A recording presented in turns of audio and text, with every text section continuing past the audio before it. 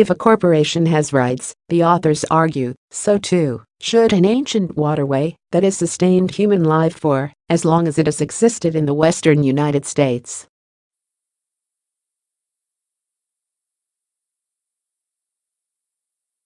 The lawsuit claims the state violated the river's right to flourish by polluting and draining it and threatening endangered species.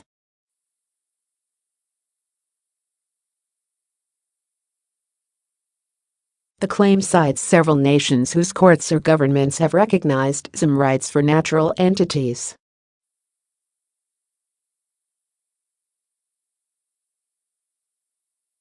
The lawsuit drew immediate criticism from conservative lawmakers, who called it ridiculous.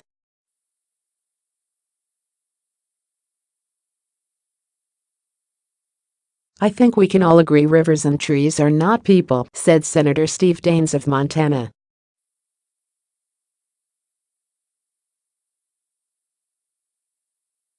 Radical obstructionists who contort common sense with this sort of nonsense undercut credible conservationists.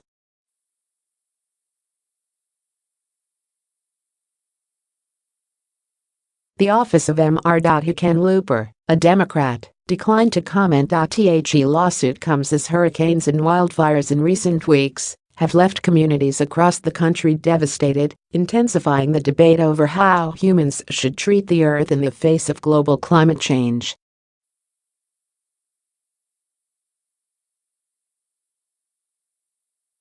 Mr. Flores Williams characterized the suit as an attempt to level the playing field as rivers and forests battle human exploitation.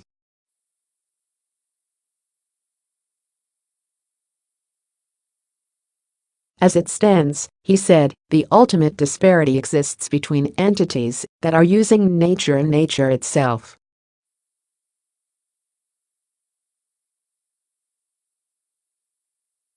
Imbuing rivers with the right to sue, he argued, would force humans to take care of the water and trees they need to survive or face penalties.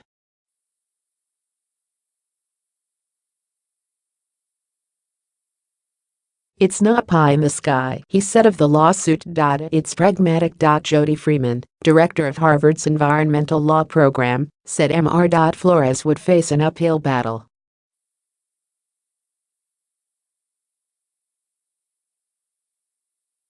"Courts have wrestled with the idea of granting animals standing," she wrote in an email.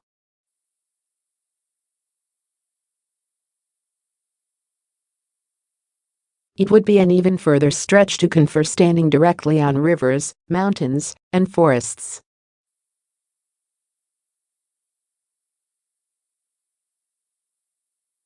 The idea of giving nature legal rights, however, is not new. It dates to at least 1972, when a lawyer, Christopher Stone, wrote an article titled "Should Trees Have Standing, Mr.?"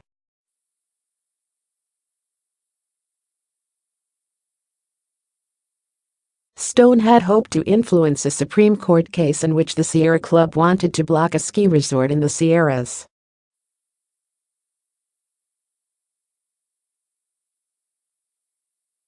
The environmental group lost. But Justice William Douglas had read Stone's article, Ms. Freeman wrote, and in his famous dissent, he embraced the view advocated by Stone that natural objects should be recognized as legal parties, which could be represented by humans who could sue on their behalf.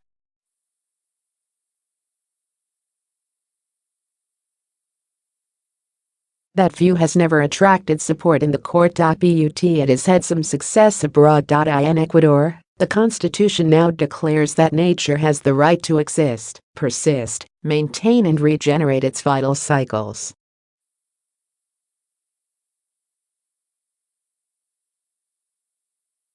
In New Zealand, officials declared in March that a river used by the Maori tribe of Wanganui in the North Island to be a legal person that can sue if it is harmed.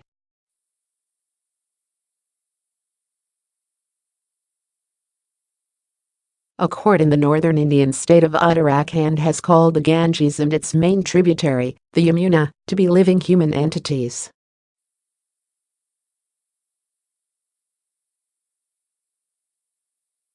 The Colorado River cuts through or along 7 western states and supplies water to approximately 36 million people, including residents of Denver, Salt Lake City, Las Vegas, Phoenix, Tucson, San Diego and Los Angeles.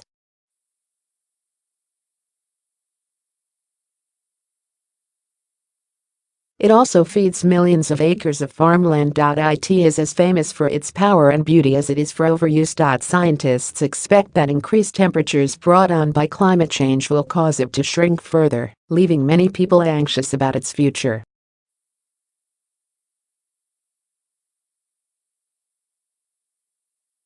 Mr. Flores Williams is a criminal defense lawyer known for suing the city of Denver over its treatment of homeless people.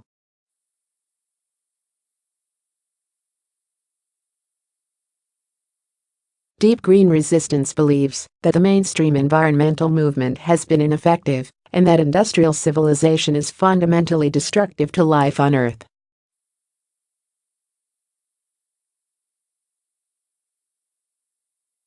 The group's task, according to its website, is to create a resistance movement that will dismantle industrial civilization by any means necessary.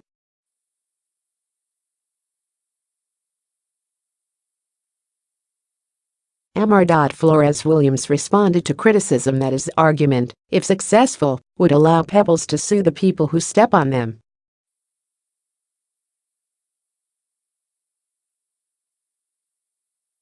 Does every pebble in the world now have standing? He said. Absolutely not, that's ridiculous. We are not interested in preserving pebbles, he added.